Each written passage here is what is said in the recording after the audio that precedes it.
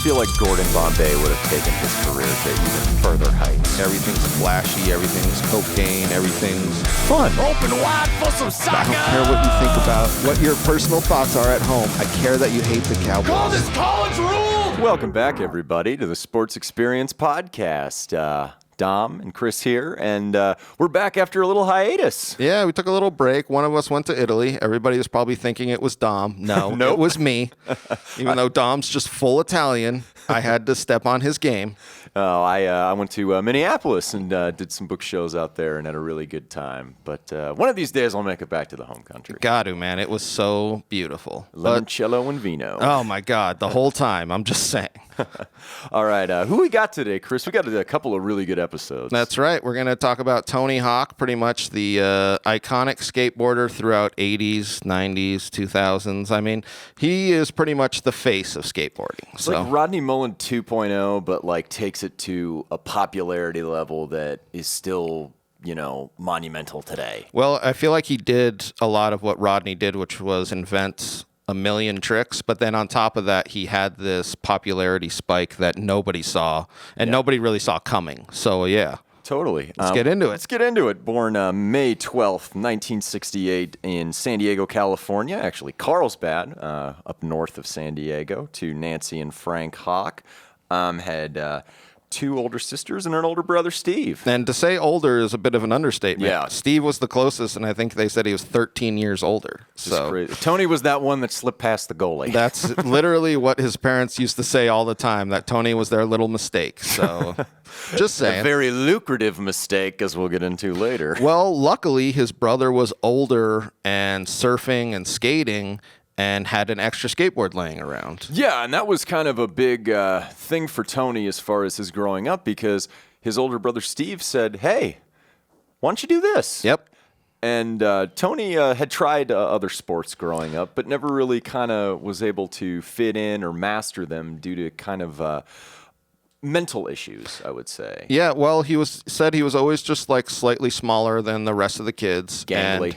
And it kind of fed into this when in team sports, he just wasn't excelling as much because of, like you said, probably like a mental thing. And then when he found skating, which was a completely individualized sport, I feel like he excelled because he was very hard on himself, even from an early age. Yeah, that was one of the things I found out kind of interesting. He had no bigger critic than his own person. Yep. He had talked about after playing a baseball game, he had done so poorly that he ran and hid, and his dad had to physically pry him out of the bushes. Yeah. And all I could think of was that Seinfeld episode where Frankie Merman buys a van, and it's like, Seinfeld's van. He dig a hole in the forest. He said, Summer Sam. I knew it wasn't Berkowitz. He just runs off.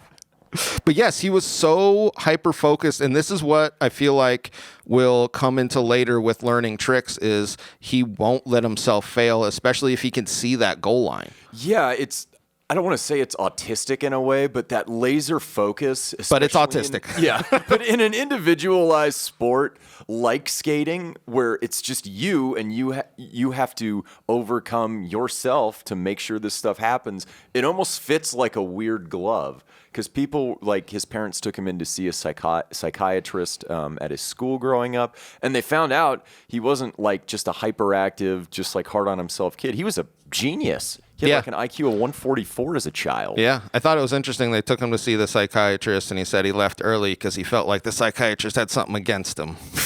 Just kidding. Bunch of quacks. He definitely was a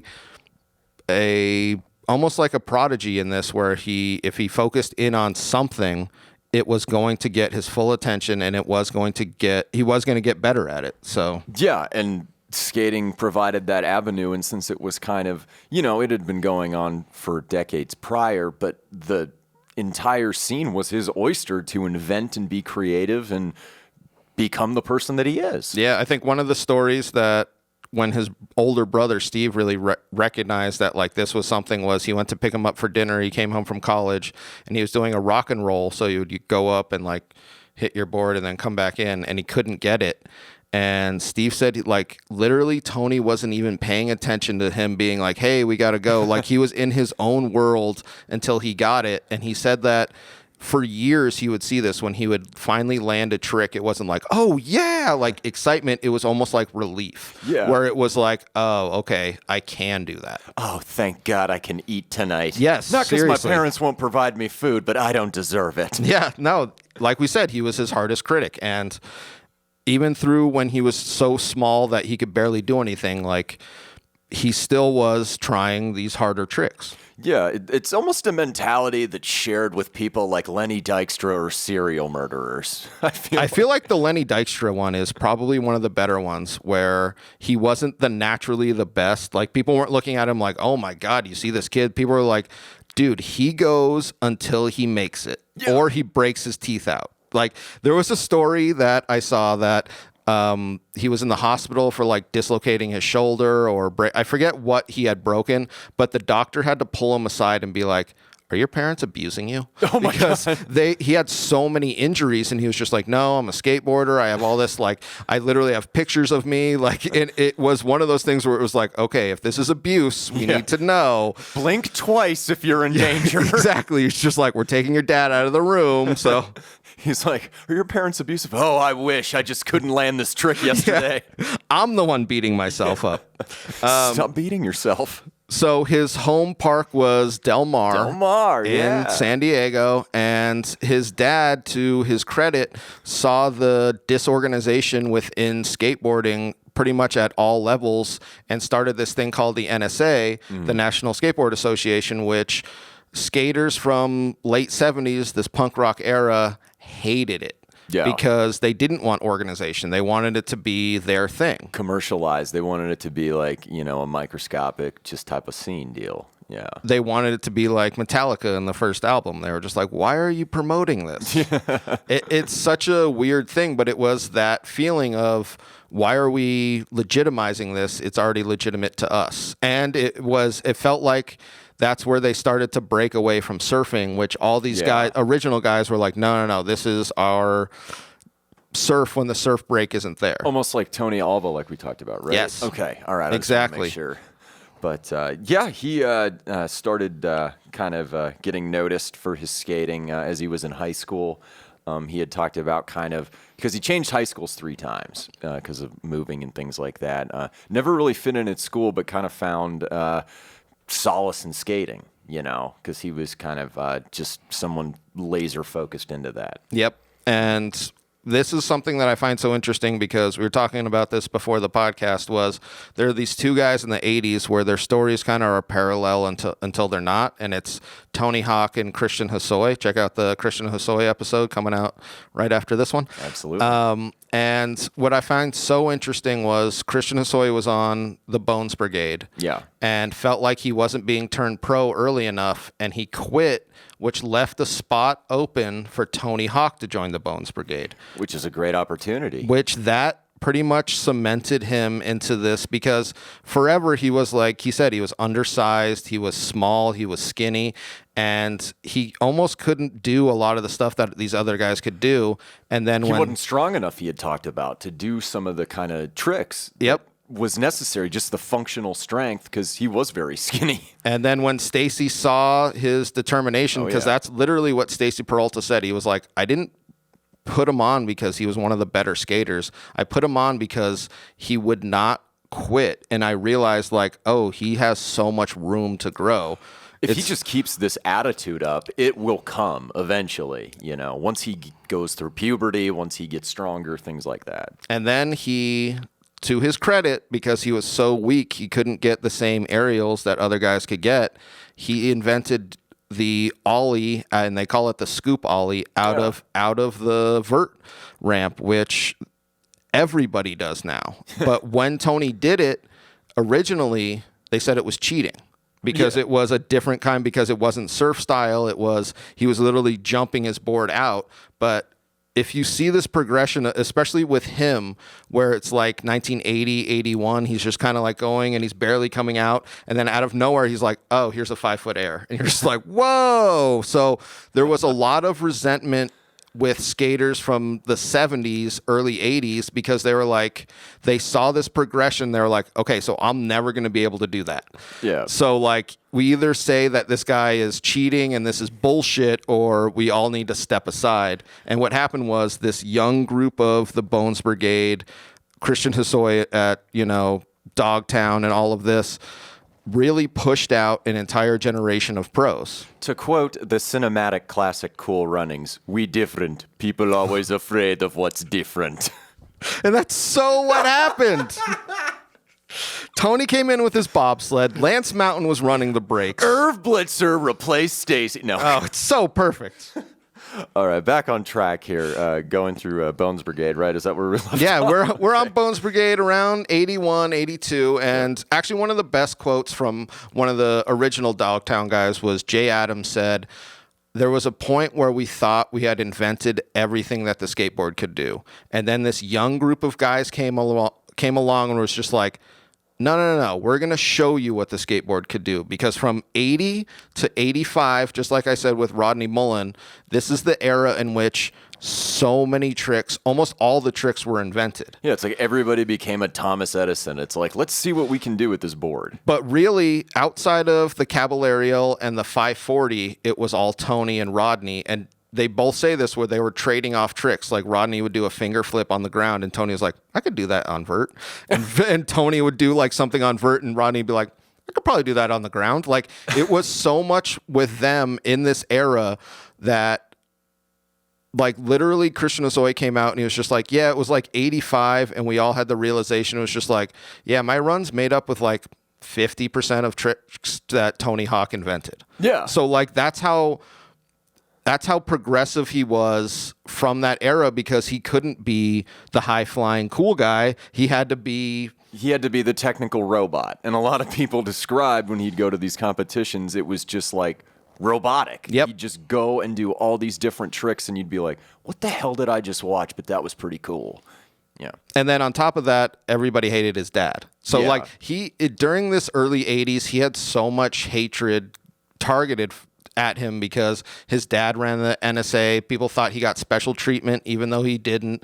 And he had this style that people hated. It wasn't even like they were like, oh no, like I get it. It's not what it's like, Not no. my cup of tea, but that was cool. Yeah, they were like, no, he needs to stop. That's like what people were saying. Like they would throw beer cans at him. Like it was bad. Well, and he himself, his physical body, and wearing like padded head to toe with the kind of geeky elbow pads and knee pads of the time, equipment of its time. But it was an easy target. He just became like this tall, gangly kid doing all this new shit whose dad is in a high position. It's like, it's easy to dislike him. He was definitely an easy target for especially pros being pushed out. Yeah. Where like the young fans were like, I have no idea what you're talking about. That was amazing. And the pros were like, no. This kid is ruining skating. And you're just like, I don't think you understand what you're saying. To quote Homer Simpson, ruined or made it better? Worst day so far. So, and this is when this progression happens. And it's one of the funny things is Lance Mountain and the Tony Hawk documentary is just like, I'm not really sure when it happened, but around 84, 85, it was clear that it was either going to be Christian Hosoi going 10-foot airs, or Tony Hawk doing 20 tricks in a run. Yeah. And that's where the divide came. And like I said, where it started to like move away from surfing, where you had these purists saying that, Christian Hosoi was like way better for doing 5 frontside airs and then a 540 than Tony Hawk doing 6 consecutive tricks. Well, and it was almost a scene-created rivalry as opposed to a rivalry between Christian and Tony. Exactly. Like, none of those two guys probably didn't care for each other, but by that same time, they had respect for each other and were chill with each other. It was just one side liked one guy, one liked the other, and they clashed over two guys who really didn't have beef. But had completely different styles. Yeah. So you could really pit them against each other and be like, can you believe somebody likes Christian, or can you believe somebody likes Tony? One of my favorite things that Tony said from this era, he was just like, there was a divide between skaters. So it was like 50-50 where, you were into me or you were into Christian. But between women that would come, it's it was all Christian, 100%. yeah. And that's what Tony said. It was, he still felt like that nerd, even though he was winning all these contests. Like 85 to 87, he was almost unbeatable. The only person that was beating him was Christian. Yeah, Christian was kind of, he is a very good-looking man. And Yes. we'll get into it in that podcast. But Tony Hawk, great skater. You're not going to compete with that. No, you know? and that's where he kind of broke off. And that's where we see kind of skating really start to break off from surfing is it wasn't like this fluid kind of like carving it out. It was Yeah. more like trick into trick into trick and like look at all these tricks that I can do. It's like almost sets or jokes during a set. It's like when you rapid fire them off one or another instead of doing these long extended stories. type of Exactly. deal, No, which it's both are awesome. Don't get me wrong, but yeah, there's and there's two different camps that will that will talk about why would you do joke after joke after joke. You're like, that's what I like. Yeah. Like I'm not trying to ask you what you like, and that's what I feel like. And I think it might have even been like Tony's dad where he was asking what he thought of skating, and he was like, I've never seen a group of the top professionals support each other more. Right. Like when Tony was busting shit out, he like Christian would be like, oh, that's awesome, or like Lance would be like, that's amazing. Like it was such a supporting thing that, like you said, like the divide came from the outside. Yeah, the skaters didn't care. It was all the fans, And they went through this era in the 80s where they were making nothing. In the early 80s, Yeah. it was like you would make $50 on a contest. Exactly. They had talked about in the Soy documentary I watched. Tony was in it. He was like, he'd drive out to New Mexico for like $50. Yep. And, go for it. And in the late 80s, they started to generate money. The thing that happened with Tony, so I think it was like 87, 88, he started to really hate what contests were because guys would come up to him and be like, I'm just really trying to get second, man. Like, I'm really doing 90% of your tricks. Like, it's just not. And, like, he hated that feeling of, like, contests were only there not to win, but not to lose. Yeah, no, and it's like you should be almost busting your ass to invent new stuff like I am. Like, why are you even here? If you ain't first, you're last, Ricky Bobby. That's so right. And then, so he tells Stacy Peralta, he says he's done. Well, actually, his brother tells him, he says, Tony's done with contests. And he gets Rodney Mullen to go out and talk to him. And Rodney has to talk about when he stopped caring about contests and still put his focus into progression. That's where he started to really get the love of it. And in this era, they Bones Brigade released this thing called The Search for Animal Chin. I watched that my freshman year of college, actually. And Stacy says that Tony had so many new tricks, they had to pick which tricks they were going to leave off the video. Oh, my God. Because he literally had like 40 new tricks. So he was just like, yeah, I don't care about contests anymore. This is what I'm doing. I'm progressing the sport. Like he was busting out the 720. And to just put it in perspective, this was literally the first era in which the 900 started to get talked about. Yeah, it's like the mythical Great White Buffalo. It was because 20 years before it happened, they were like, do you think that's possible? And then guys were kind of trying it. Danny Way was close. There were a lot of guys who were like super close. And it kind of was a consensus that it was too gnarly of a trick. You would fuck yourself up way too much to get to it. The doctor will be asking if your parents beat you and you're in your mid-20s. Exactly. It was like when the 540, when the McTwist first came along. That was so cool. Oh, when McGill came back with the McTwist, people didn't understand it because like it just wasn't done before. So like that was the thing about the 900 was, I think Lance Mountain said, he was just like, the 540 isn't like a skill-based trick. It's all balls. You come in blind on your landing. Yeah. And that's what the 900 was another full rotation. So you come in blind again. And what is this sorcery? It is crazy to think that it actually happened. Let's get into, because 88, 89, he's kind of on top of the world. Yeah. Bones Brigade tours the world. So they tour Australia, Europe. They went to England, which isn't even a part of Europe anymore. They meet George Harrison because Ringo Starr was booked. Because George Harrison's son was like a huge skating fan, and after the contest, he was like, hey, you guys should come to my house. And somebody's like, you should take him up on his offer because his dad's George Harrison. And they were like, okay. You know what this reminded me of as you're talking of, like, I mean, after I was reading it, it's almost like they're traveling the world, introducing him to the coolness of skateboarding. It was like our Duke Kahanamoku episode where he'd go to like Australia and, kind of Asia and stuff and just teach surfing and just show people through these, demonstrations. That's literally what it was like. They said in Australia, they like set up a vert ramp in a park and they had people stopping and coming over and being like, I don't know what this is.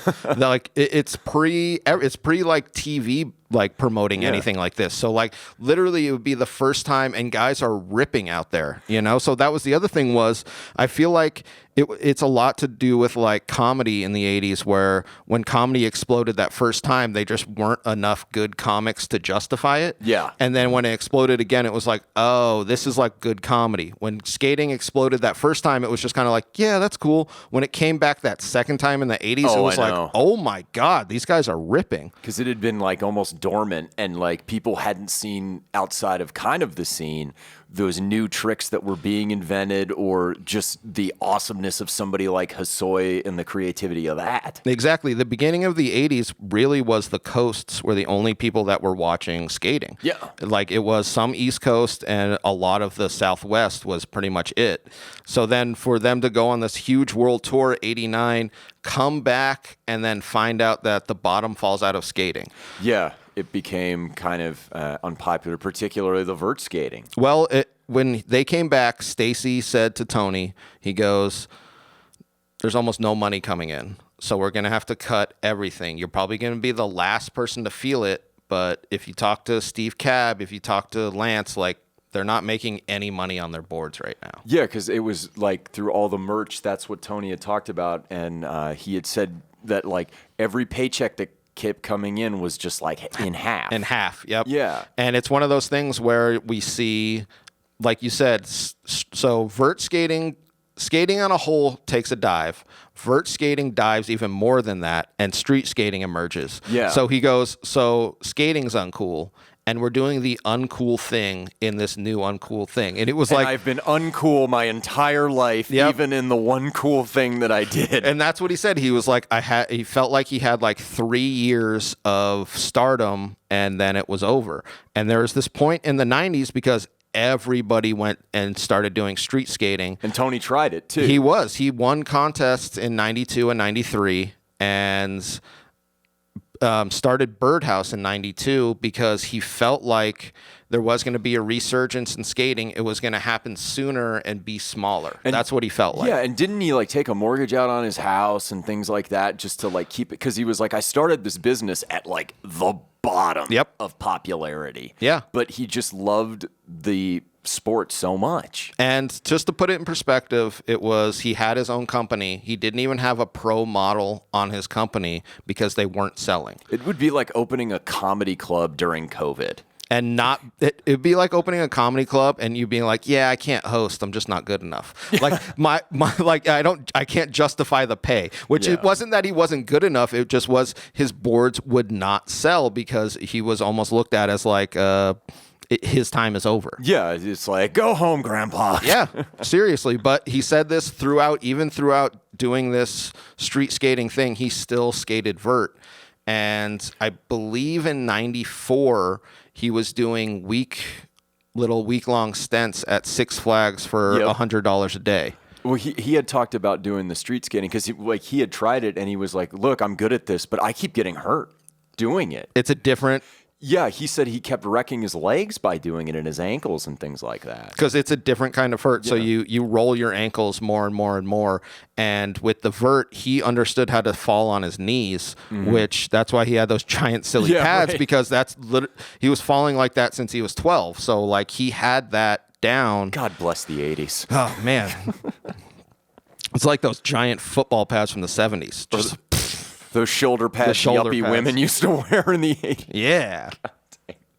So skating's dead. He has to sell his house with the animal chin ramp in the back. All of that. That he bought Yep. when he was like a senior in high school as skating was like popular. Yep. He ends up moving into an apartment. He said his wife at the time was the breadwinner as a manicurist. So like literally it went from this rock star thing to him being Eating ramen. yes, Yeah. being as broke as you know, all of us kind of thing, you know? Pretty like much. he was broke as shit, and then there was this thing that happened. So there was a contest that people were saying were going to be put on ESPN called the X Games. The Extreme Games. That's what they were. God bless the 90s and all their Mountain Dew things. And this was post cocaine, but right in the heart of Mountain Dew. Right in the heart of heroin. No. But so he goes to Japan and they do like an expo on him. And that's what people were saying was they were looking for figures that people could associate with that are still in the sport. And Please watch this on ESPN 8 The Ocho at 2 a.m. that's literally what I think it was ESPN2 back when it had that badass was 2 called logo. the Deuce. The Deuce. And they had this thing on Tony being like, here's the best skater. He goes into the 95 X Games, wins the street and the vert. And that's what people were saying was just like, oh, he was the shit. I really hope he entered Japan and was like, I'm Tony Hawk. You may remember me from such competitions as... You may remember me from such neon Living in an shirts. apartment with my wife eating ramen. Yeah, no shit. But yeah, the extreme, and this is when it was just like full 90s. They had bungee jumping, like street luging, you know, jumping out of airplanes, Point Break style. But it's like Tony who becomes a star out of this. Well, that was the thing was they had no idea what was going to be popular. It came apparent that vert skating was the most popular thing. And this was the thing that everyone said was, he was the most ready when it happened. Because he kept skating through all those down years, you Yep. know? And I feel like with vert skating, almost like that 58 NFL championship game that we had talked about in our AFL-NFL merger, how like when they put that game on TV, you were like, this sport is made for television. Vert skating to watch on TV is awesome. Yes, because it literally is trick to trick to trick. And that's the thing. It's less nuance, I guess, than like street skating or something like that. But it is so high volume, just what you want as a casual supporter. Yeah, and I was just going to say, your average Tom, Dick, and Harry will watch this and be like, I don't know what this is, but it's really cool. Yeah. Yeah. So he wins the 95 vert street, silver in 96, wins 97. He was also like back to back doubles champ. He was like one of the only guys to really just rip on doubles kind of thing, which I always thought was weird. Like just the tandem skating, but it has to be so hard To match that. so you're not even going up and just doing a trick. You're going up and doing a trick like over somebody all the time. You know what I mean? So the tandem shit was always funny, but I always thought it was, It's a double team. it's the double team. She wasn't storing corn in there. That's all I'm saying. But yeah, the X Games is kind of where he just like developed into this massive star. Well, that's where skateboarding had this resurgence. And I find it so funny because at the end of the 70s, that's when skating was huge. It dies at the beginning of the 80s. The end of the 80s, it's fucking huge. It dies at the beginning of the 90s. At the end of the 90s, it's huge. And it really went through this cyclical thing until Tony was just like, we're here to stay. And that moment really happened. Come to the 99 X Games, June 27th, 99. Yep. And he says because forever, like literally until like 2008, they would have to go on vert ramps with different dimensions all the time. It was never the same. It was never an architect coming in and finding what the best angles were kind of shit. And he goes, and X Games kind of changed that with the legitimacy of it and the money getting pumped into it. And there's a uniform type of ramp almost. Yes. There's, specifications. to make a vert ramp the way it should be. So it's not like too tall of a face, not like there's all this shit that it really needs. There's a lot of math and physics in there. It really is. And if you watch some of these old contests, you can see the guys, even Christian, not going big. And it's just like, oh, the ramp is not set up for them to hit the airs that they need to hit. And do specific tricks. Yes. Yeah. And he said on this this 99 vert ramp, he could just feel that it was right. Like the aerial was right, the space between where he needed to hit it was right, and you watch him try it 20 times. Yeah. I think something like that, and when he nails it, it is such a event in skateboarding and sports history. 900, baby. Ooh. And I thought one of the best things was when his brother was talking about it, and he was like, well, you wouldn't get that in the Olympics because the time ran out, and they'd be like, all right, it's over. Yeah. And I think Stacy was the one who was just like, you wouldn't have got that if Tony's dad was running the contest. He used to kick you off as soon as it was over. Yeah. And it was just like, I never thought of that. That is so, because that's to harp back on Tony being hated forever. That was like one of the things was his dad like regimented skating so much. And then we see him bust this 900 out. Which is amazing. Post time, yeah. Go watch that because it's on YouTube, the 99X Games where he pulls that off. It's ridiculous. And all of the falls, all of the just like you see him correcting, and like almost getting it, and like you get it. It's that laser watching focus it, mindset. Yeah, man. well, watching it live, it was almost inevitable that he was going to land it. That was like the big thing. It was just like, this is happening. Great White Buffalo. And like we said, it was a trick that people had tried for 20 years and was thought to be just not achievable. Like you would just hurt yourself too much on that blind landing. Captain Ahab won that day, and his name was Tony Hawk. That's so true. Oh, man. But that, in the wake of this, though, is when we start seeing not only skating get popular, but it invades the video game. Well, this is where I feel like the 900 is like Air Jordan.